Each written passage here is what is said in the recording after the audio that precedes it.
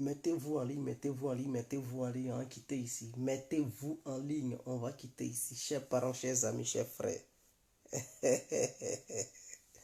L'homme dont on parle, mettez-vous en ligne, mettez-vous en ligne, mettez-vous en ligne. On va se laisser. Mettez-vous en ligne, on va se laisser. Et n'hésitez surtout pas à me donner mes étoiles. Donnez-moi mes étoiles. Entraidons-nous vivants. Entraidons-nous vivants. On doit s'entraider. Donc, entraidons-nous vivants. Tous ceux qui aimeraient bel et bien faire des petits dons d'étoiles, faites-le sans entendre. C'est très important. Alors, d'autres m'ont demandé comment donner les étoiles, mais c'est très simple. Vous voyez là où vous tapez pour mettre les cœurs, hein, ou vous tapez pour mettre les pouces, les cœurs et tout, juste à côté des cœurs, des pouces, il y a un logo d'étoile. C'est sur ça vous cliquez. Donc, cliquez sur l'étoile qui se trouve juste à côté. Et une fois que c'est cliqué, vous allez suivre la directive qu'on vous demande de suivre. Et donc, vous validez, vous pouvez donner 100 étoiles, 1000 étoiles, 200 étoiles, 10 000 étoiles, 100 000 étoiles. À tout cas, tout dépend de vous. C'est pas ça qui va finir votre compte bancaire. L'incontournable. Donc, voilà, vous pouvez donner des étoiles comme vous voulez. Il n'y a aucun souci. Donc, n'oubliez surtout pas aussi de vous abonner massivement sur ma page Guerre Complet. Abonnez-vous massivement, c'est très important, chers parents, chers amis, chers frères. Donc, n'hésitez surtout pas de vous abonner. Abonnez-vous. Taguez vos amis, vos connaissances. Hein? Et partagez le direct. Partagez-le, partagez-le. Je vois des gens qui sont nombreux souvent qui se connectent pour assister aux différents directs, mais qui refusent de partager. Comme si partager était pour eux, je ne sais pas, un devoir très difficile. Mais non, partager, ça ne te coûte rien de partager. Même si tu ne veux pas partager ça dans ton mur, cela ne t'empêche pas de partager ça dans les groupes. Donc, partage ça dans les groupes. Hein? Maintenant, si tu ne veux pas partager ça dans les groupes, partage ça sur ton mur. C'est très important. Pour que tes amis, tes connaissances, ou bien, je ne sais pas, tous ceux qui ont accès à ton profil, tous ceux qui ont accès à ton mur puissent aussi voir la vérité. C'est de ça qu'il s'agit. Donc, on ne te demande pas de payer de l'argent avant de partager. Hein? Partager les vidéos, c'est gratuit. Ce n'est pas payant. Donc, ne soyons pas aussi avares en matière de partage. C'est très important. L'incontournable. Donc, hein, abonnez-vous, abonnez-vous, abonnez-vous. Abonnez-vous sur la page. Gelilou, il dit merci à vous. Mario Zagalo, big up à vous. Donc, connectez-vous massivement. Je vais enlever mes verres. Voilà, c'est l'incontournable Guerre Complet tout terrain. Donc, on porte les verres, on les reporte et on continue. L'incontournable. Il y en a 4 dents. Alors, quoi de neuf ce soir? Donc, nous allons vite rentrer dans le but du sujet. On ne va pas trop tarder sur ça. Voilà, c'est un petit direct vite fait. On va vite se laisser en même temps. Voilà, donc, on va vite se laisser. On va vite faire. C'est un truc, voilà. À la va-vite. Une chose à la va-vite. MD Galogo, big up à vous. Adama Touré, big up à vous. Maître Adama, depuis votre position. Alors donc, nous rentrons dans le but du sujet. Bonsoir, bonsoir à tous et à tout temps. Pour tous ceux qui ne me connaissent pas, je suis l'incontournable Guerre Complet tout terrain. L'homme dont on parle, l'homme qui n'a pas froid aux yeux, l'homme qui ne mâche pas ses mots. Vous pouvez aussi m'appeler devant la vie. L'homme n'est rien, gouverneur italien, docteur Modon. Appelez-moi Boum Boum, laisse-moi mourir 5 heures plein droit, El Padrino Camari des ou la Moudia. Alors nous voilà à nouveau devant cette caméra pour parler de la nouvelle. C'est très important. Je dis pour parler de la nouvelle de la situation qui prévaut ce soir sur le terrain ukraino-russe ou bien otano-russe. C'est très important. Donc nous allons en parler. Chers parents, je dis on va en parler.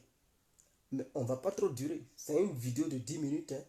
Donc, pour ceux qui sont en Afrique, qui n'ont pas assez de connexions, qui me suivent, voilà, c'est pour leur permettre aussi de regarder tout le direct. C'est aussi, il faut tenir compte de tout ça. C'est très important parce qu'en Afrique, il paraît que la connexion est coûteuse. Et il faut permettre à tout le monde de regarder. C'est très important. Traoré Adama, il dit, je suis devenu très sage. Mais j'ai été toujours sage. Bon, je comprends. Je comprends. Parce que quand je parlais de la politique ivoirienne et ceci, cela, hein, je changeais. Voilà. Parce que je ne voulais pas soutenir un candidat unique. Donc moi,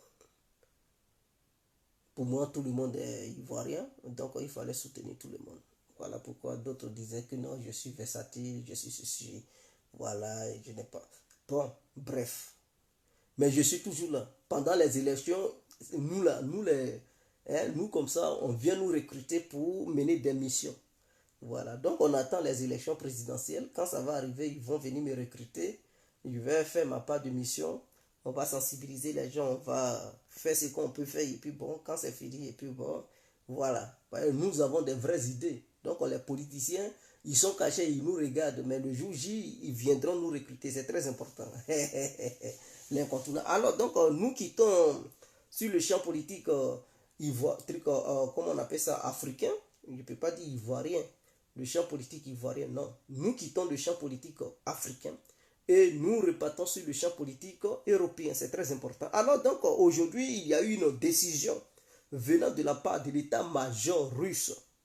C'est-à-dire une décision qui a été validée par le ministre de la Défense, Sergei Shoigu, suite à la suggestion du commandant en chef à qui ils ont confié les opérations spéciales sur le terrain, qui a regardé la situation et qui a fait part de ça au ministre de la Défense. Pour dire non, cette histoire de Kherson, j'ai évalué, j'ai regardé, vous m'avez confié la situation. Vous m'avez demandé de mener les opérations spéciales sur le territoire ukrainien. Mais en regardant la situation, c'est déjà trop tard. Je ne veux pas conduire mes soldats à l'abattoir. J'aimerais, monsieur le ministre, que vous me permettiez d'évacuer, de faire évacuer plutôt mes soldats qui sont de l'autre côté de la rive. Enfin, que je puisse mettre une véritable défense sur pied. Parce que s'ils sont là-bas, ça me serait très difficile de les défendre, puisque il n'y a plus de connexion entre la rive droite et la rive gauche du Kherson. Donc Kherson, c'est une région en fait. Et dans cette région, il y a une ville qu'on appelle Kherson, c'est la capitale. Chaque région a sa capitale. Eux, ils disent capitale, nous, en Afrique, on dit chef-lieu. Est-ce que vous comprenez? Voilà. Donc, pour ceux qui ne comprennent pas capitale et tout, par exemple, quand on dit la région des lagunes, chef-lieu, c'est Abidjan, n'est-ce pas? Si je ne me trompe pas. La région du sud du Badama, chef-lieu, c'est Divo. Et donc, la région de Kherson, chef-lieu, c'est la ville même de Kherson. Ça porte le nom Kherson même, la ville. Le chef-lieu, là, ça porte le nom Kherson. Donc, on appelle ça capitale de la région de Kherson. Ok. Donc, la ville même de Kherson se trouve de l'autre côté de la rive. Donc, la rive droite. Qu'est-ce que c'est que la rive? On parle d'un fleuve. Parce que le fleuve Dniepr, ça traverse toute l'Ukraine. Ça quitte vers Kiev. Ça traverse toute l'Ukraine en fait. Ça divise l'Ukraine en deux. L'Ukraine de l'Est et l'Ukraine de l'Ouest, centre-ouest. Et on part là-bas. Donc c'est cette rive. Il faut des ponts pour relier l'Ukraine de l'Est à l'Ukraine de l'Ouest en fait. Du centre et ouest. Donc au niveau de Kherson, il y avait 3 ponts. 3 ponts qui permettaient les Ukrainiens de la rive droite de Kherson et les Ukrainiens de la rive gauche de Kherson de se croiser. Et donc, c'est sur ces 3 ponts, le trafic se faisait. Parce que le Dniepr, c'est un grand fleuve, hein, c'est large. La largeur vaut au moins 2 kilomètres. Et dans certains endroits, c'est 1 kilomètre. C'est pas petit. Hein. Est-ce que c'est pas. On ne vous a pas parlé de rivière. On vous parle de fleuve. Ça fait 2 kilomètres à 1 kilomètre. Donc, Atia, il faut des ponts. Et c'est profond. C'est pas une petite affaire. Il faut des ponts pour traverser ça. Donc, les Ukrainiens, qu'est-ce qu'ils ont fait? Ils ont été aidés par les Occidentaux. Leur objectif, ils ont cassé les 3 ponts, ils ont frappé ces 3 ponts. Donc, ces ponts qui ont été endommagés et fragilisés, ces ponts ne pouvant plus supporter des chars de combat qui pèsent environ 20 à 40 tonnes. Hein? Donc, imaginons quelque chose qui pèse au moins 20 à 40 tonnes sur un pont qui est très fragile. Mais imaginons les dégâts que ça va créer. Imaginons les dégâts que ça va créer. Et donc, le trafic était déjà interrompu sur ces 3 ponts. Alors, pour alimenter la rive droite de Kherson, il faut des bacs. Or, ces bacs ne peuvent pas transporter assez de matériel de guerre. Parce que les soldats qui sont là-bas, il faut les nourrir en eau, nourriture et tout, des munitions, des chars de guerre et tout. Et les Ukrainiens étant là-bas, ils tirent sur ces bacs-là que les Russes ont mis pour essayer d'alimenter un peu en armes à ceux, les militaires qui se trouvaient de l'autre côté. Eux, ils tirent sur ça, ils tirent sur ça. Et donc, du coup, il y avait un danger. Mais les Russes avaient décidé de défendre la ville de Kherson qui se trouvait de l'autre, la rive gauche, la rive droite de Kherson. Ils voulaient transformer cet endroit en Stalingrad. Ceux qui connaissent en Stalingrad, ils savent. Mais il y a eu des négociations secrètes dans ces derniers temps. Les gens n'ont pas prêté attention. Il y a eu des négociations au plus haut niveau entre Américains et Russes. J'avais fait une vidéo où je disais que les Américains négociaient les Russes. Au grand jour, officiellement, la Russie se retire de la région de Kherson. Quand on dit région, ce n'est pas toute la région, hein, ce n'est pas toute la région où les Russes se retirent. Ils se retirent de l'autre côté, la rive droite, voilà.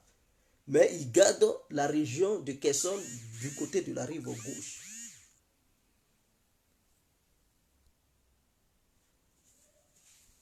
Attendez, je viens. 1 minute, s'il vous plaît. Excusez-moi, accordez-moi 1 minute.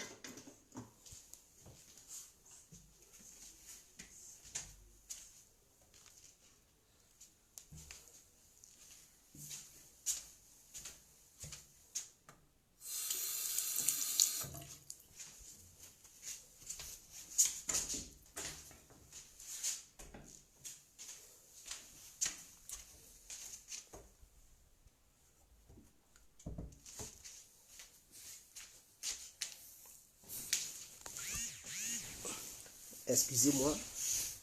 Voilà. Donc, excusez-moi. Désolé pour...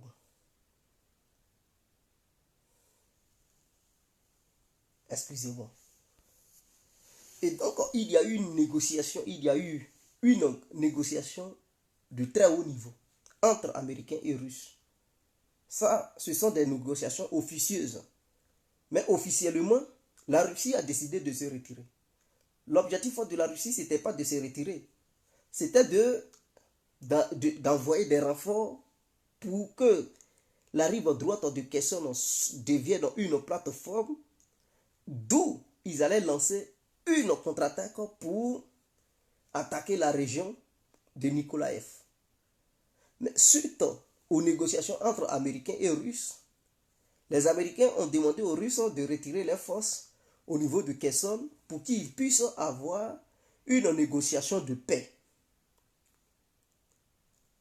Parce que les Américains constatent que leurs alliés européens, d'autres pays européens commencent à être essoufflés. Ça ne va plus, la division commence à se s'aimer au sein de l'Europe. Et donc, avant que d'autres pays ne fuient le navire et tout, et que la charge revienne seulement aux Américains, alors il faut trouver une solution le plus tôt possible. D'où cette discussion. Les Russes n'ont pas commenté, les Américains n'ont pas commenté. Il n'y a que des journaux qui ont fait sortir cette histoire. Mais en réalité, il y a eu une négociation entre Américains et Russes. L'objectif, c'est que les Russes n'ont qu'à se retirer de l'autre côté, de la rive droite, et ils conservent la rive gauche de Kherson, pour permettre aux Américains d'avoir une victoire, et aussi aux Russes d'avoir une victoire. Et en même temps, cette discussion a porté sur cette histoire des armes nucléaires stratégiques, les armes stratégiques, les armes nucléaires New START. Ils vont aussi prendre une décision pour signer des accords pour ne pas qu'il y ait une confrontation militaire qui va débouter sur une guerre nucléaire entre les Américains et les Russes.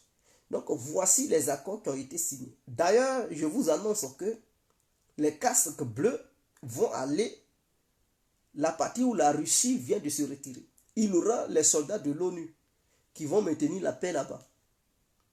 Les gens ne savent pas, mais il y aura les casques bleus pour ne pas que l'accord officieux qui a été signé entre Américains et Russes ne soit violé par les deux camps. C'est-à-dire, faut pas les Russes vont frapper la rive droite. Il ne faudrait pas que aussi les Ukrainiens depuis la rive droite tirent sur la rive gauche.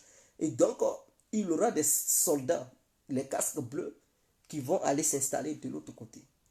Mais il faudrait qu'il y ait une garantie des deux côtés pour dire leur présence du côté de la rive droite de Kherson ne sera pas menacée par des frappes sur leur position. Donc, ce qui permet à la Russie de mettre sa défense de l'autre côté de la rive. Et donc, les Ukrainiens ne pourront pas lancer une attaque de grande envergure venant maintenant de l'autre Kherson, c'est-à-dire la ville de Kherson, pour dire qu'ils vont traverser le Dniepr. C'est impossible. Parce que là, ils seront à portée des tirs des Russes. C'est traverser le fleuve, coûte que coûte, à vouloir aller de l'autre côté de Kherson, la rive gauche de Kherson, pour dire bon, on va combattre là-bas, on va libérer là-bas. Ça sera très difficile. La manœuvrabilité ne sera pas possible en fait. Parce qu'il faut traverser un fleuve d'1 kilomètre ou de 2 kilomètres sans pont. Donc il faut utiliser des bacs. Or, ceux qui vont positionner leur défense, ils voient.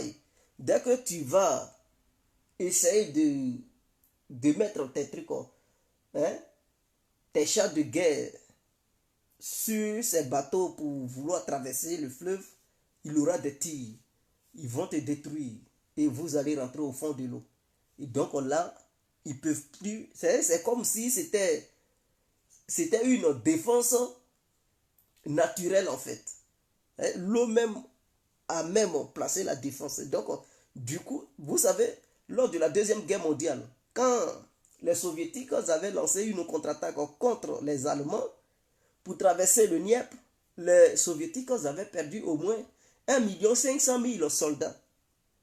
Ils avaient perdu 1,5 million de soldats avant de traverser le Dniepr. Parce que les Allemands les attendaient de l'autre côté. Et les Soviétiques, pour traverser, parce que pour repousser les Allemands, il fallait coûte que coûte qu'ils traversent le Dniepr pour libérer certaines villes et pousser les Allemands jusqu'à les poursuivre jusqu'à Berlin.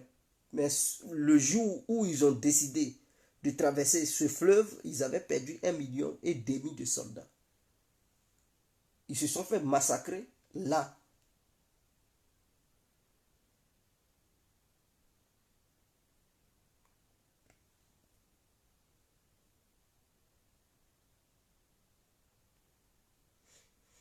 Oh,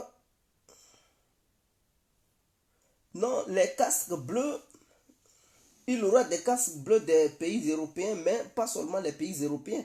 Il y aura aussi des pays amis, hein, de la Russie, des pays qui aiment la Russie. Ces pays-là vont aussi donner leurs soldats. Bon, on ne sait pas, parce que les humains ne sont pas garantis. Ils vont les corrompre là-bas, et puis eux maintenant, ils vont être des satellites, des trucs des Ukrainiens, ils vont donner des informations aux Ukrainiens. Bon, on sait. Les casques bleus ils ne sont jamais honnêtes. C'est des gens, ils sont un peu bizarres. Mais ce que je sais, c'est qu'il y aura des casques bleus là-bas. C'est eux qui vont monter la garde, c'est eux qui vont surveiller là-bas. Pour ne pas qu'il y ait des frappes de part et d'autre en fait. Donc voici le deal qui a été signé. Suite à ce deal, il y aura, maintenant les négociations vont être ouvertes entre Amérique et Russes. Les Européens sont écartés, l'Ukraine doit tout simplement accepter la décision qui sera prise. Parce que si ça va trop loin, la confrontation qu'il va avoir, ça ne sera plus entre l'Ukraine et la Russie, mais ça sera entre les États-Unis et la Russie. Et donc, de part et d'autre, ils pèsent les conséquences. Même eux-mêmes, ils reconnaissent le truc, comment on appelle ça, le chef d'état-major du truc de l'OTAN.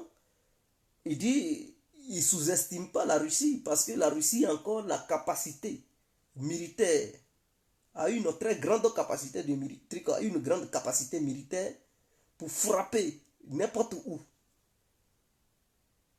ou intervenir encore n'importe où. Donc, ils ne sous-estiment pas la Russie. Parce que la Russie est une... Et Olaf Scholz, le chancelier allemand, il a dit la Russie est une grande puissance que eux ils ne négligent pas. C'est une grande puissance et ils reconnaissent ça. Donc, eux-mêmes qui soutiennent l'Ukraine, s'ils disent ça, c'est parce qu'ils comprennent, ils savent ce qui se passe. Donc, moi, je pense que c'est une très bonne décision. Mais, politiquement parlant, c'est très difficile. Mais, du point de vue militaire, c'était bien. C'était très bien. Parce que, s'il laissait ses soldats, et que, hein, parce qu'il y avait entre 20 à 30 000 soldats russes dans la ville en question. Maintenant, les Ukrainiens, ils ont reçu des renforts des pays membres de l'OTAN. Il y a eu les Polonais, les Français, les Anglais, les Américains. Beaucoup sont venus en renfort. Donc les Ukrainiens, ils étaient au nombre de 50 à 40 000 soldats.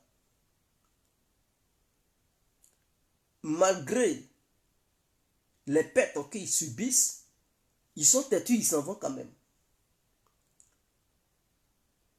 Donc, il ne fallait pas les laisser jusqu'à s'approcher de la ville, parce que s'ils s'approchent maintenant de la ville et qu'il y a combat de rue, pour que les Russes puissent sortir de la ville, ça va être très compliqué, puisqu'il n'y a plus de pont.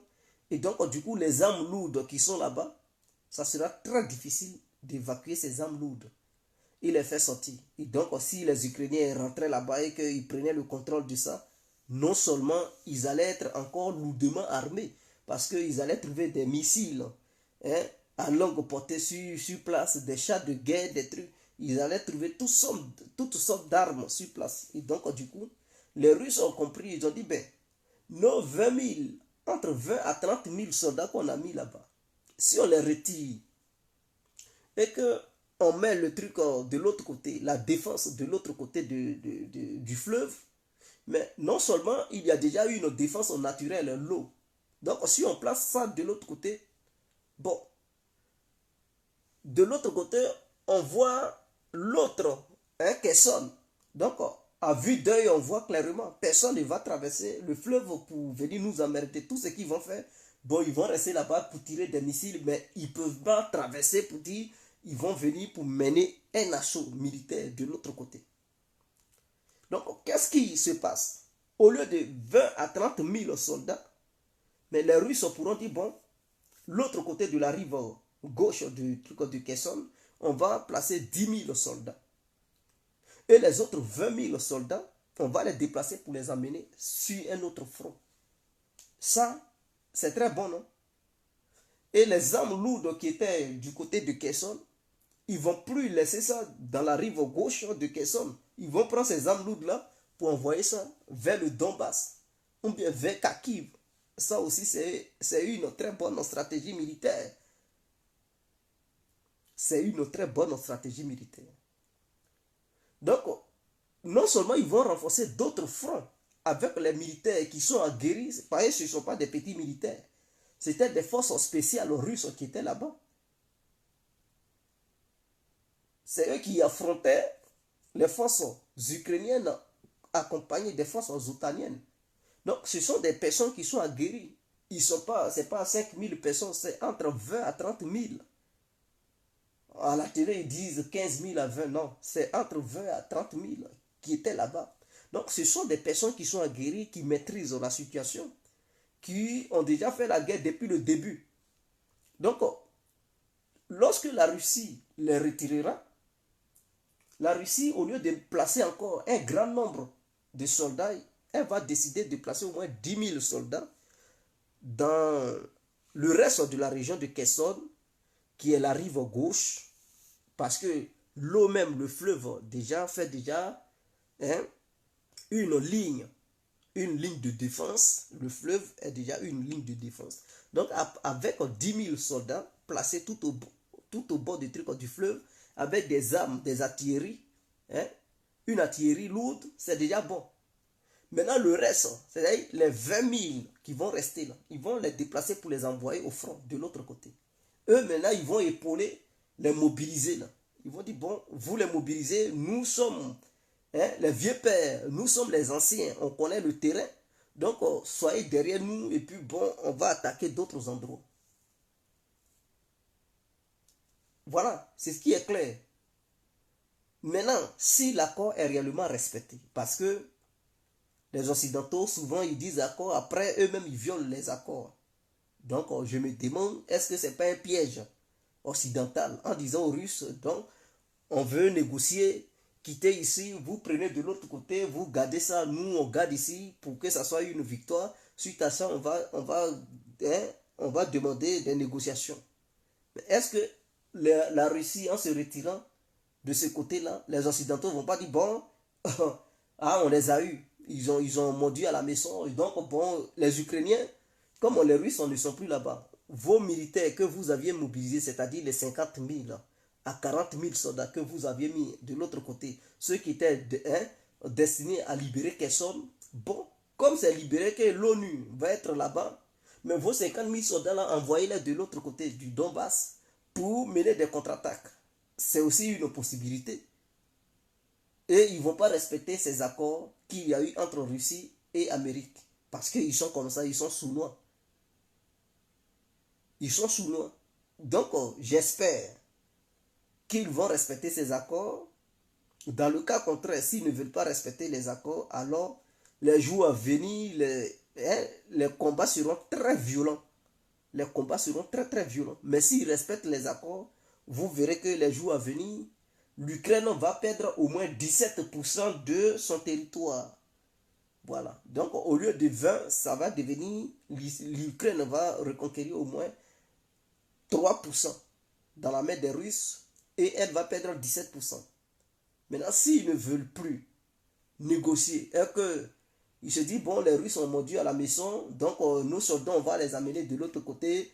L'ONU n'a qu'à surveiller ici, donc on va mener de l'autre côté des contre-attaques. Alors, les combats seront très violents parce que les Russes vont trouver qu'ils se sont menés en bateau.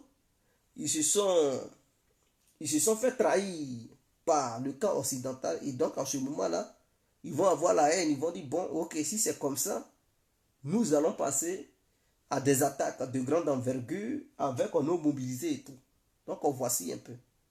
Pourquoi ils demandent à négocier? Parce que l'Ukraine n'a plus assez de soldats. Ceux qui combattent, ce sont les mercenaires des pays membres de l'OTAN qui combattent. Parce que l'armée ukrainienne elle-même, elle n'existe plus. D'où une mobilisation générale encore. C'est-à-dire, je ne sais pas, troisième vague de mobilisation générale. Cette fois-ci, ce sont les élèves qu'ils arrêtent pour aller combattre. Mais il y a des vidéos, ce sont des gamins en fait, des jeunes de 17 à 16 ans, 15 ans. on les attrape, on leur demande d'aller au front. Ça m'a fait mal, hein, en Ukraine. Vous savez, les jeunes qui sont des enfants, on leur demande d'aller combattre, femmes comme garçons. Ça m'a fait beaucoup mal, je les ai regardés, j'ai dit, mais ça c'est l'avenir de demain. Pourquoi on donne des armes à ceux-là? Parce que ceux qui sont en âge d'aller combattre, ils ont été beaucoup neutralisés, beaucoup sont blessés, ils ne peuvent plus aller au combat. D'autres sont au front, mais ils sont plus nombreux. D'autres sont morts. D'autres, tellement c'est chaud, ils ont fui. Maintenant, les jeunes qui sont restés, qui fréquentent, on leur demande d'arrêter les études pour aller prendre des armes pour aller au front. Ça, c'est quel pays ça? Quel avenir ce pays attend? Ceux qui sont, même l'avenir de demain, vous leur demandez d'aller combattre. Et s'ils meurent, qui va reconstruire le pays? C'est-à-dire le pays sera confié à d'autres États étrangers qui vont diriger le pays en question. Et c'est malheureux en fait, parce que le dirigeant ukrainien, il n'est pas intelligent.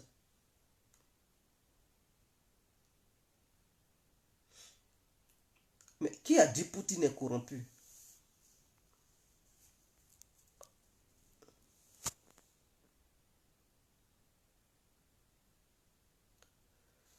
Oui, oui, comme l'hiver arrive, parce qu'il savait que la Russie préparait une grande offensive en fait, parce que la Russie était là à envoyer des armes d'hiver sur le front. Ils ont dit non, il faut négocier.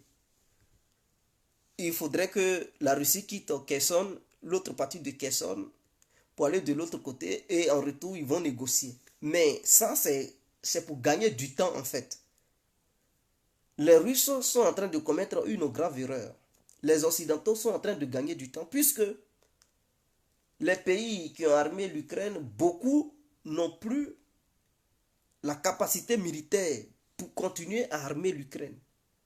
Et avec l'hiver qui arrive, l'inflation galope, il n'y a plus assez d'énergie. Et les attaques russes qui affaiblissent l'énergie ukrainienne. Comment l'Occident va faire tout ça là? Et donc il y a urgence. S'il y a flux de migrants de l'Ukraine vers les pays occidentaux, ce n'est pas facile pour les Occidentaux, sachant bel et bien que leur économie ne va plus bien. Alors, il faut trouver un consensus. D'où Macron, quand il est parti à Rome, là, il allait voir le pape. Il a demandé au pape de demander au président américain d'organiser des négociations. Vous ne savez pas. Macron, quand il est parti en Italie, il a croisé le pape. Il a tenu un discours, il dit non, quand les Ukrainiens seront prêts. Mais derrière ça, il a demandé au pape de négocier, de demander aux Américains pour ouvrir un dialogue avec la Russie. Mais ça n'a pas duré. Les Américains ont pris contact avec les autorités russes pour négocier. Ils ont négocié un accord. Et ils disent ils sont en contact, mais c'est à cause du nucléaire. Mais avec les sources sûres que j'ai, il y a eu un accord entre Américains et Russes pour mettre bas la terre et trouver un consensus avant que cela ne dégénère à une grande guerre, en fait. Donc, voici ce qui s'est passé. Mais c'est une erreur stratégique pour la Russie. Pourquoi? Parce que pendant l'hiver, les pays membres de l'OTAN vont continuer à produire assez d'armes. Et puisque l'hiver dure au moins entre 3 et 4 mois, d'ici 3 à 4 mois, ils vont se rééquiper. Et pendant ce temps, ils vont continuer à envoyer des armes à l'Ukraine, surarmer l'Ukraine, créer une défense anti-aérienne pour l'Ukraine, rendre à l'Ukraine un État, ils vont militariser l'Ukraine. Puisque s'il y a l'accord, ça va empêcher la Russie de mener des frappes sur l'Ukraine. Ils vont dire, bon, il y a un truc, des accords, donc il n'y a plus de guerre, ceci, cela. Pendant ce temps, ils vont continuer à armer l'Ukraine. Et quand l'hiver va finir, il y aura une provocation qui va dégénérer encore à un conflit. Pendant ce temps, les pays membres de l'OTAN vont mieux s'équiper, vont être prêts à soutenir maintenant l'Ukraine. Ils vont dire, bon, il n'y a plus de problème d'énergie, il n'y a plus de problème d'énergie, puisqu'il n'y a plus d'hiver. Et donc, il y a le soleil, ça va compenser hein, le manque d'énergie dans le truc. Et donc, voilà ce qui se prépare. Voici ce qui se prépare. Et donc, la Russie, si elle ne fait pas très attention, mais j'espère que du côté de la Russie, ils ne vont pas dormir. Ils vont aussi profiter hein, de ce temps mort-là pour se rééquiper et être prêt, identifier hein, les camps de trucs de dépôt, sinon que les dépôts de munitions et leurs bases militaires qui se trouvent en Ukraine, au cas où il y aura une provocation après l'hiver, mais il y aura des frappes massives hein, pour anéantir totalement voilà, la défense ukrainienne et ramener ça au niveau zéro. Donc voici.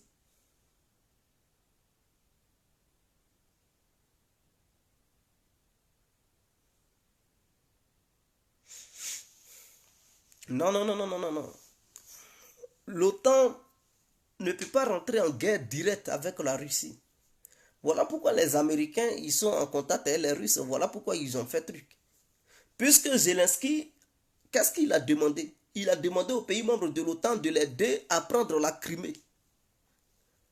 Poutine a dit si vous touchez à la Crimée, alors ça ne sera plus une question d'Ukraine et de la Russie, mais ceux qui soutiennent l'Ukraine vont recevoir la colère russe. C'est-à-dire la guerre va dégénérer. Donc les Américains ont dit non, non, non, non. Côté Crimée, là, c'est très dangereux. On peut pas, toi Zelensky, on ne peut pas te soutenir jusqu'à pour dire on va aller en Crimée.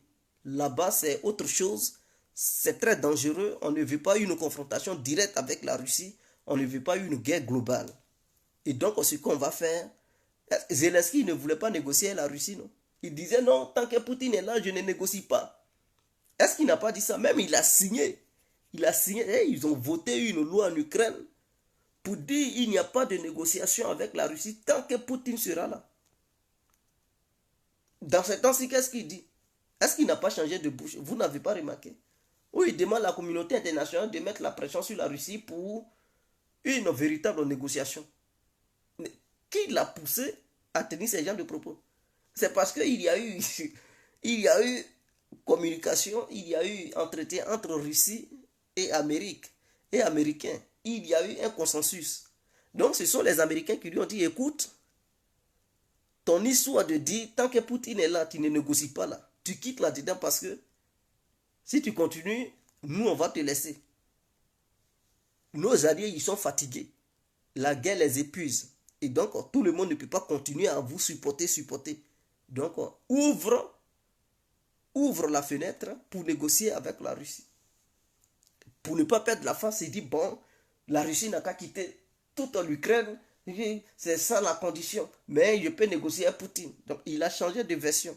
Ça, c'est la face. Mais dans le fond, il sait ce qui se passe. Ce n'est pas lui-même qui doit négocier. Ce n'est pas lui qui tient le truc. Ce sont ses maîtres. Ce que ses maîtres lui demandent de faire, c'est ce qu'il fait.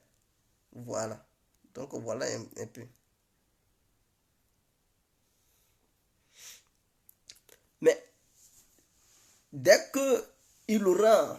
Parce que Zelensky, il sait que si il y a consensus entre Russie et Américains,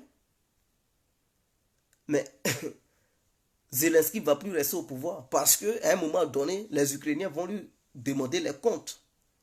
Ils vont lui dire de quitter le pouvoir parce qu'il a mal géré. C'est pour ça que ça a provoqué la guerre. Et s'il quitte le pouvoir, il se peut que au sein même de sa communauté, au sein même de sa population, des gens portent plainte contre lui. Pour corruption, bien ceci, cela. Et même peut-être les Européens même vont se retourner contre lui pour dire l'argent qu'ils ont donné pour les Ukrainiens et tout, Zelensky a détourné et donc il faut le poursuivre. Ils sont capables, ils vont se retourner contre lui. Ça, ce n'est pas un débat. Voilà pourquoi pour lui, la guerre n'a qu'à continuer. Parce que tant qu'il aura la guerre, ils ne vont même pas parler de sa démission. Tant qu'il aura la guerre, ils ne vont pas changer de patron, de chef. Or, la guerre n'arrange plus les Occidentaux. Ils ne peuvent pas suivre la cadence. Les Américains, à un moment donné, en poussant le bouchon très loin, ils se disent, ah, faut pas, on va arriver à un point de non-retour où ça va dégénérer. Parce qu'eux-mêmes, ils n'ont jamais connu de guerre sur leur sol. Ils n'ont jamais connu de frappe massive sur leur sol. Donc, imaginons que ça dégénère entre la Russie et l'Amérique. La Russie est le seul pays au monde qui a la capacité de frapper les États-Unis sur leur territoire, qui ont la capacité de frapper le monde entier, à travers le monde entier, l'Amérique et la Russie. Est-ce que depuis qu'il y a les guerres là, vous avez déjà vu un pays utiliser des missiles à longue portée pour frapper tout un territoire d'un point A à un point B? Il n'y a que la Russie qui fait cette démonstration de frappe de missiles massifs sur un pays grand comme l'Ukraine. Même les Américains n'ont jamais fait ça. Leur frappe qu'ils utilisent, c'est par avion. Ils larguent des bombes à travers des avions. Mais ils n'ont jamais utilisé des navires de guerre, des sous-marins pour faire des frappes à longue distance, massivement, sur un pays qui est grand comme l'Ukraine. Ils n'ont jamais fait ça. Il n'y a que... Vous pouvez me citer le nom d'un seul pays où les Américains ont utilisé des navires. Ils ont beaucoup de navires et tout. Mais la capacité de frapper partout dans un pays qui a des systèmes de défense modernes, renforcés par les Occidentaux, est que c'est la Russie qui le fait. Et donc les Américains, ils savent que si les Russes veulent, même s'ils voulaient frapper en Pologne, ils n'ont pas besoin d'aller sur le territoire polonais, ou ils n'ont pas besoin d'aller à la frontière de la Pologne pour frapper la Pologne. Ils peuvent frapper en distance, ça peut, si les missiles russes touchent à Lviv, la ville ukrainienne qui est à l'ouest là-bas, ça touche là-bas. Le jour où la Russie est en confrontation avec l'OTAN, la Russie peut frapper les bases militaires qui se trouvent en Roumanie et en Pologne, avec des missiles de longue portée. Donc, ils le savent. La Russie ne peut pas utiliser ces missiles hypersoniques en Ukraine. Elle a essayé ça là-bas. Elle a constaté que ça marche réellement. Mais il y a quelle bonne défense réellement pour qu'elle utilise ces missiles hypersoniques en Ukraine? Si les petits drones peuvent faire l'affaire, à quoi bon d'utiliser des missiles qui sont hyper coûteux? Ce sont des missiles qui sont réservés aux avions de guerre des Américains, des porte-avions, des navires, de trucs. Ce sont ces gens d'avions-là. Ils ont besoin des missiles hypersoniques pour frapper, ou bien des fortifications de l'OTAN qui se trouvent dans des endroits lointains où il y a assez de boucliers anti-aériens. Là, les missiles hypersoniques peuvent faire leur preuve. Mais en Ukraine, c'était pour essayer, pour voir si ça marchait. Ils ont essayé, ils ont constaté que ça marche. Donc, bon, ils ont cessé d'utiliser les missiles hypersoniques. Ils n'utilisent plus ça en Ukraine. Ouais. Puisqu'il y a d'autres armes, les drones, certains missiles calibre, ça est là pour régler l'affaire. Donc, c'est ce qu'ils utilisent.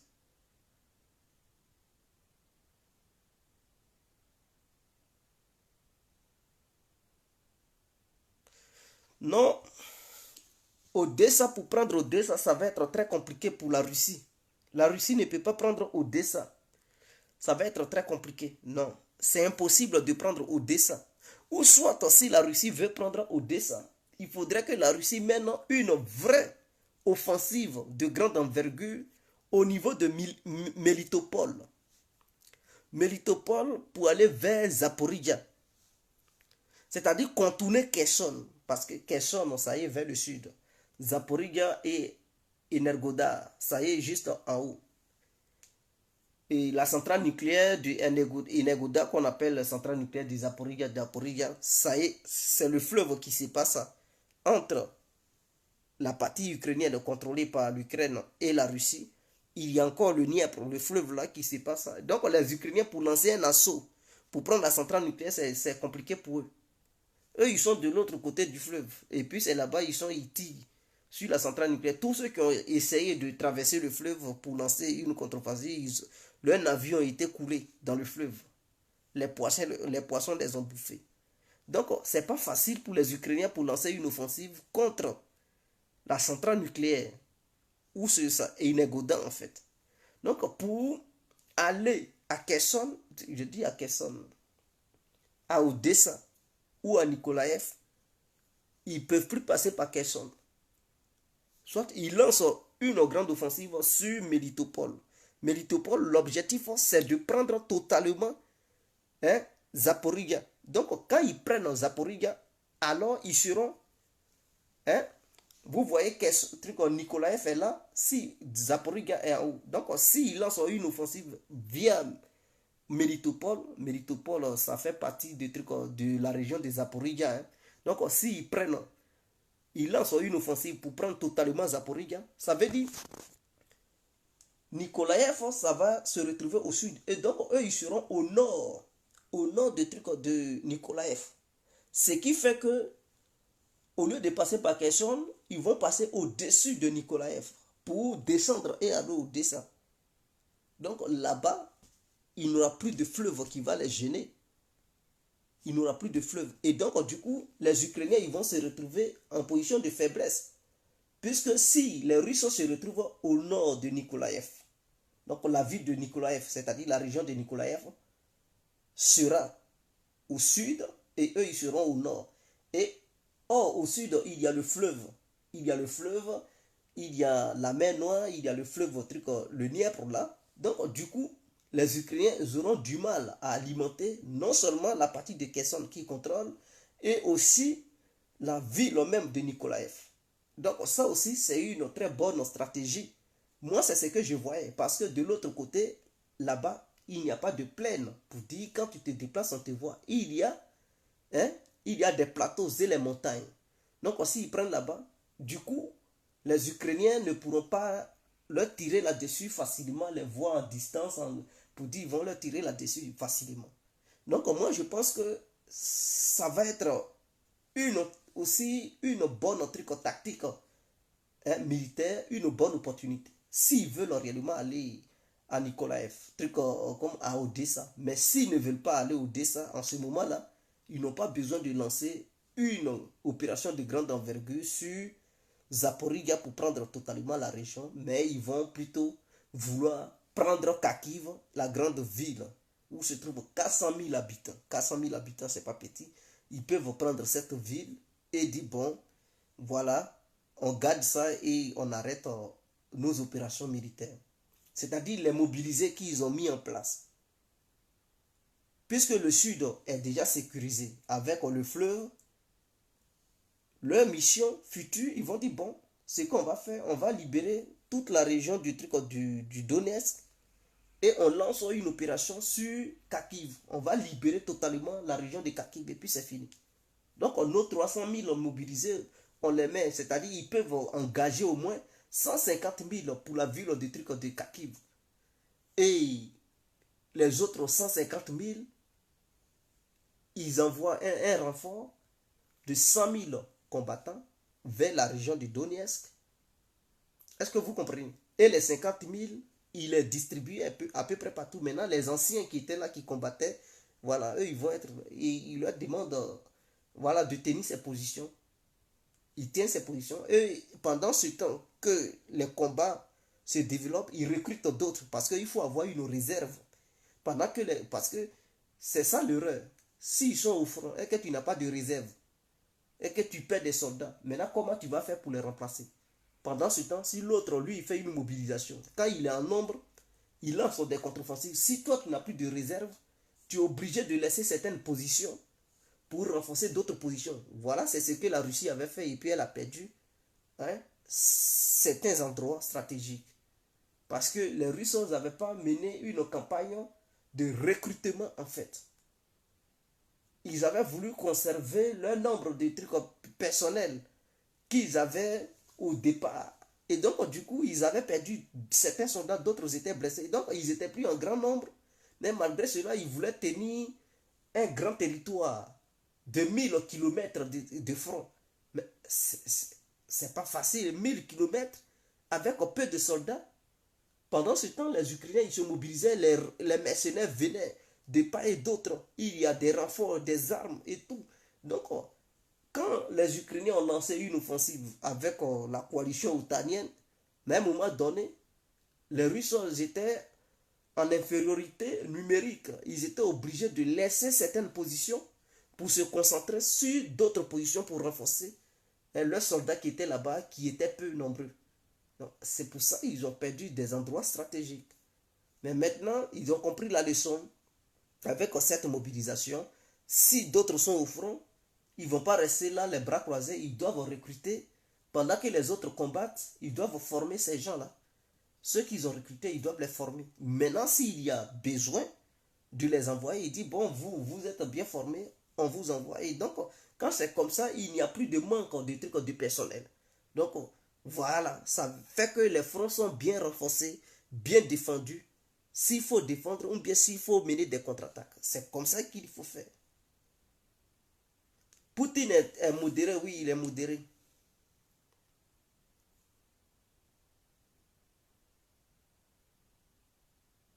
Non, non, non, non, la Russie n'a pas refusé. C'est ce que les gens ont dit, mais ils ont négocié. Il y a eu une négociation entre les USA et les Russes. Ils n'ont pas refusé. Ils ont négocié. C'est comme ça la diplomatie. Officiellement, on tient certains discours, mais officieusement, il y a des choses qui se passent. Qu'on ne vous révélera jamais au grand jour. C'est plus tard, ils vont dire, ah, mais il y avait eu une négociation. C'est comme ça.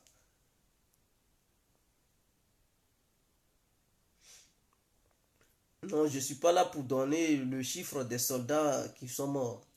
Que ce soit côté russe ou côté ukrainien, c'est pas. Moi, je ne suis pas là pour donner des chiffres. Je ne suis pas là pour donner des chiffres. Voilà. Moi, tout ce que j'ai à dire, c'est la situation sur la ligne de front, ce qui se passe, la stratégie, la vision. Voilà, c'est tout. Je ne suis pas là pour faire le bilan des morts.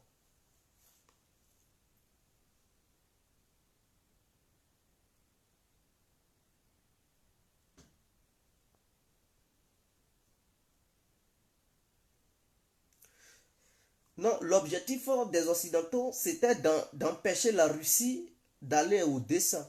Voilà pourquoi ils ont dit les Russes n'ont qu'à quitter la rive droite. Parce qu'ils sont convaincus que si les Russes ne sont plus là-bas, ils ne peuvent plus mener des attaques pour atteindre Odessa. Voilà pourquoi ils ont négocié, parce que Kherson était, la rive droite était un point très très stratégique. Donc les Occidentaux, il y a eu un compromis. Il y a eu, mais après ce compromis, c'est pas demain, ça va finir. Il y aura quand même des affrontements vers la région de Donetsk. Voilà, il y aura quand même affrontements et tout. Mais les négociations vont commencer dans le mois de décembre en fait. Voilà. Donc les négociations, ce mois-là, il y aura toujours affrontement. Mais les négociations vont débuter dans le mois de décembre. Voilà. Donc c'est pas pour dire si le consensus a été trouvé aujourd'hui, donc il n'y aura plus de guerre. Non, non, non, non. Il y aura. Est-ce que vous voyez les Russes frapper encore partout en Ukraine? Ils ont diminué les frappes, non? Sur le territoire ukrainien. Vous les voyez encore depuis le lundi passé jusqu'à aujourd'hui. Est-ce qu'ils ont frappé partout en Ukraine? C'est parce que il y avait des pourparlers en cours entre Américains et Russes. Donc, ils ont réduit leurs frappes. Où ils frappent en ce moment, ce sont les villes qui sont proches de la ligne de front. C'est là-bas qu'ils frappent. Mais ils vont plus au-delà de ces villes pour dire qu'ils vont frapper encore parce qu'il y a eu un consensus. L'objectif, c'est de ne pas plonger toute l'Ukraine dans l'obscurité. C'est de trouver un consensus qu'ils quittent de l'autre côté. Mais en retour, il aura voilà, un pour parler de trucs de paix pour que voilà, cette guerre s'arrête. Donc le pape même s'est impliqué et tout. Voilà. C'est pas pour rien que le jour même des élections américaines, ils ont décidé de faire truc. Sinon, les Russes allaient attendre demain pour dire, bon, nous, on se retire demain ou après-demain. Mais ils ont pris la décision le jour même des élections américaines.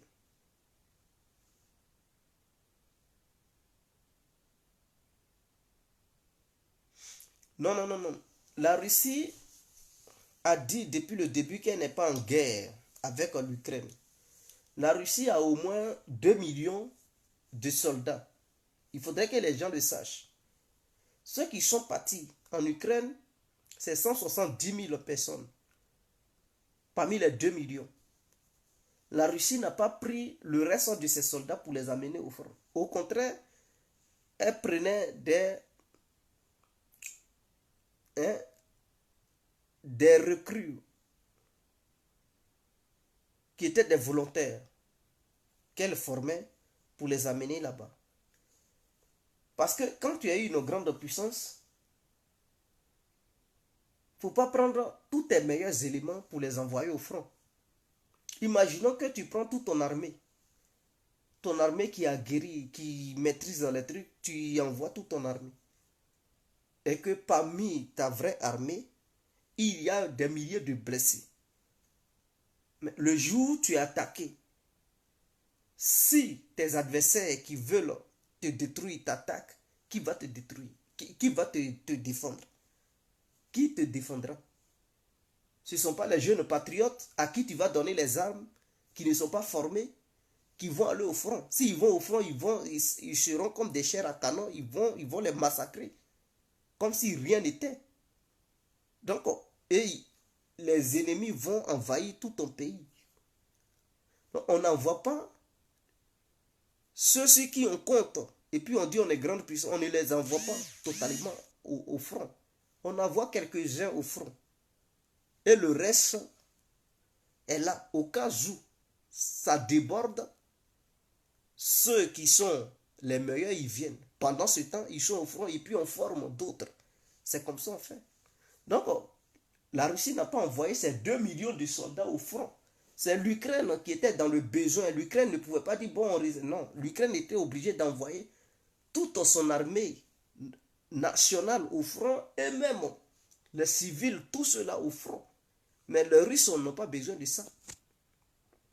Voilà pourquoi la Russie n'a pas envoyé toute son armée de 2 millions de personnes au front. Ou bien, bon, pour dire, bon, je prends mon armée nationale, je prends 1 million d'individus et je déverse les 1 million sur l'Ukraine. Pour dire, allez-y, prenez toute l'Ukraine. Non, ce n'était pas l'objectif. Parce que la Russie sait que derrière ça, il y a l'OTAN. Et l'OTAN est conscient. L'OTAN est consciente, une organisation, voilà. L'OTAN est consciente que la Russie n'a pas envoyé toute son armée. Voilà pourquoi ils ont là hésité. Voilà pourquoi ils n'interviennent pas officiellement. Voilà pourquoi ils ne déclarent pas la guerre officiellement à la Russie. Voilà pourquoi eux-mêmes ils reconnaissent, ils disent la Russie est une vraie puissance militaire, a la capacité de trucs. Pourquoi ils le disent? Parce qu'ils savent, ils connaissent, ils sont renseignés. Ce ne sont pas des idiots. Ce ne sont pas tous les généraux russes qui sont au front là-bas. C'est quelques-uns, on confie à des tâches sur le territoire ukrainien. Les autres, ils sont en arrière. La Russie continue de faire ses manœuvres militaires avec d'autres pays. La Russie est au front partout en Afrique, partout dans le Moyen-Orient et en Amérique latine. Elle a des soldats là-bas. Donc, ce n'est pas eux tous qui sont au front. Parce que si eux tous, ils partaient au front et que eux tous, ils étaient décimés, les Européens allaient dire, ben, nous rentrons en guerre. Bon, la Russie n'a plus d'armée, c'est fini. On va détruire la Russie. Ils allaient partir. Mais ils comprennent que s'ils lancent une guerre là officiellement, la Russie est capable de mobiliser 2 millions de soldats pour leur faire face. Et eux, ils ne sont pas prêts pour ça. Mais si eux, ils peuvent mobiliser plus, mais ils savent que avec 2 millions de soldats, ou bien 5 millions de soldats face à eux, ça va être une guerre vraiment à laquelle ils ne s'étaient pas encore préparés. Donc, ils ne veulent pas. Voilà pourquoi la Russie conserve ses soldats. Voilà pourquoi la Russie conserve ses soldats. Quand on dit l'armée russe n'existe plus, c'est du n'importe quoi. Ceux qui disent ça, dites-leur que la Russie a attaqué l'Ukraine avec combien de soldats? Est-ce qu'il y a 1 million, 2 millions? Si non, alors, s'ils n'atteignent pas 1 million, 2 millions, l'armée nationale russe a fait combien de trucs, 1 million de soldats? Demandez-leur. Et le nombre de chars russes, ça fait combien? La Russie est le pays qui a plus de chars. C'était 20 000 chars. Parce qu'elle a hérité ces chars-là de l'Union soviétique. Plus sur les nouveaux chars. La Russie avait 20 000 chars dans son armée. Les chars que la Russie a perdus en Ukraine, c'est combien? Ça ne vaut même pas 5 000 chars. On dit que la Russie n'a plus d'armes. Et que quand les pays africains vont en Russie pour acheter des armes, la Russie ne leur vend pas des armes. Demandez-leur. Demandez au Congo RDC. Ils ont vendu des armes aux Congolais. Ils ont donné des armes aux Maliens, à la République centrafricaine. Ils donnent des armes partout. Ils envoient des armes partout. S'ils n'avaient plus d'armes, et qu'il manquait d'armes.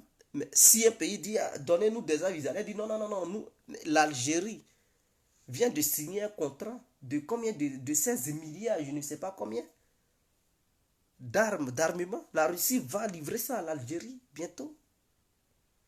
Donc, ne vous inquiétez pas. La Russie n'a pas d'armes. Mais la fois passée, elle envoyait beaucoup d'armes aux Iraniens. Si elle manquait d'armes, les armes occidentales que la Russie a pu prendre en Ukraine, elle envoyait ça aux Iraniens. Pour dire, voici des armes, si vous voulez étudier ça pour concevoir pour vous. Prenez ça. Les Iraniens ont pris. Donc voilà, c'est un pays qui a beaucoup d'armes.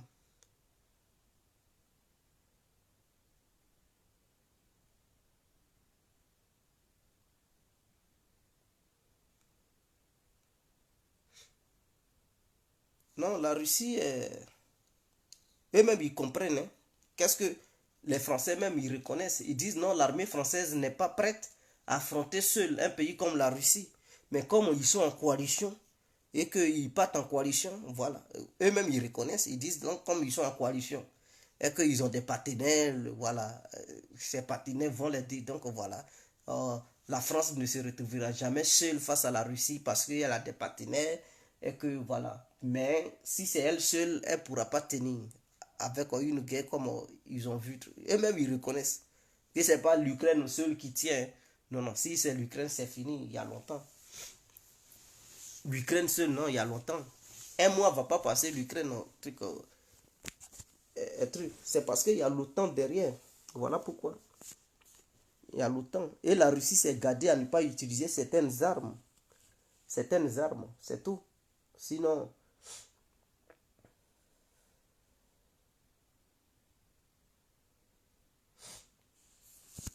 non, la Russie, elle a perdu certaines positions, je n'en disconviens pas.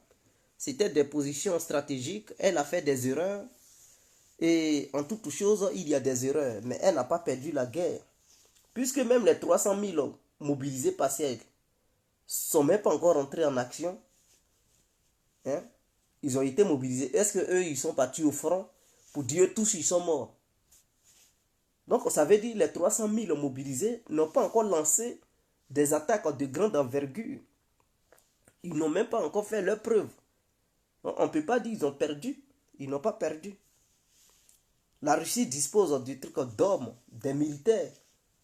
Elle a une très grande capacité militaire. Donc elle n'a pas perdu. Elle recule dans certains endroits, oui, mais il y a des limites. À un moment donné, elle ne peut plus reculer. Elle sera obligée de passer à l'attaque. Parce qu'à un moment donné, elle ne va pas à l'attaque. Elle défend, elle défend, elle défend. Mais quand tu défends, tu perds moins d'hommes que celui qui attaque. Donc, elle ne va pas perdre, ne vous inquiétez pas. Même les pays membres de l'OTAN, eux-mêmes, ils se sont désarmés. Beaucoup se sont désarmés. Ils sont plus armés comme avant. Les pays membres de l'OTAN. C'est une manière aussi de les affaiblir. Parce qu'ils disent que les Russes s'affaiblissent, ils sont là à affaiblir la Russie, mais eux-mêmes, ils sont là à s'affaiblir. Parce que l'OTAN ne va plus faire de gesticulation pendant un moment. Parce qu'ils sont conscients que la guerre en Ukraine les a désarmés. Donc, il leur faut du temps pour reconstituer leurs différentes armées, pour remplacer leur matériel de guerre. Donc, du coup, ça prend du temps. Donc, à un moment donné, le monde aura un peu la paix. Ils ne vont pas aller déclencher une guerre dans un autre pays pour dire l'OTAN va intervenir. Pour le moment, là, l'OTAN va être calme. Pourquoi? Parce qu'elle a été aussi désarmée par la Russie. C'est clair. C'est clair que ça. Ou bien qui ne voit pas clair? L'OTAN a été désarmée par la Russie. De la manière, eux, ils prévoient de désarmer la Russie. La Russie aussi est là, les désarmer. Ils ont beaucoup dépensé. Ils ont investi beaucoup dans l'Ukraine. Est-ce que vous les voyez aller déclencher une guerre dans un autre pays pour encore faire? Non, ils ne sont pas prêts pour le moment. Donc, pour qu'ils puissent faire leurs bêtises, il leur faut au moins 2, 3, 4 ans. Comme ça, ils vont reconstituer leurs différentes sortes d'armées et tout avant de faire leurs bêtises à travers le monde. Pour dire qu'ils vont défendre la démocratie. Donc, voici ce qui est clair.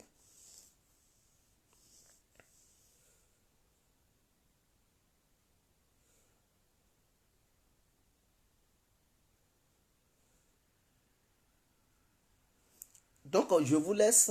Il se fait déjà tard. Il est 0 heure. Je vous souhaite une très bonne nuit. Que Dieu bénisse chacun de vous. On est ensemble. C'était l'incontournable qui a compris. Il y a un seul qui m'a donné étoile. Hein. Oh, vous êtes nombreux connectés. Donnez les étoiles. Ne vous inquiétez pas. Alors, partagez le direct de la manière vous êtes nombreux. Il faudrait que tous ceux qui sont connectés partagent quand même le direct. Donc, c'est votre contribution. Vous ne voulez pas donner les étoiles, il n'y a pas de souci. Partagez aussi les trucs, le direct. Hein. Ça ne tue pas. Donc, le fait de partager le direct hein, n'est pas synonyme de malédiction. Au contraire, ça contribue. Ah, voilà. CC Joseph a donné 50 étoiles. Big up à vous, monsieur CC Joseph. Donc, j'espère que d'autres auront aussi le courage à donner aussi des étoiles. Donnez les étoiles, ne vous inquiétez pas. Hein? Dieu va vous bénir. Dieu va vous bénir. Voilà.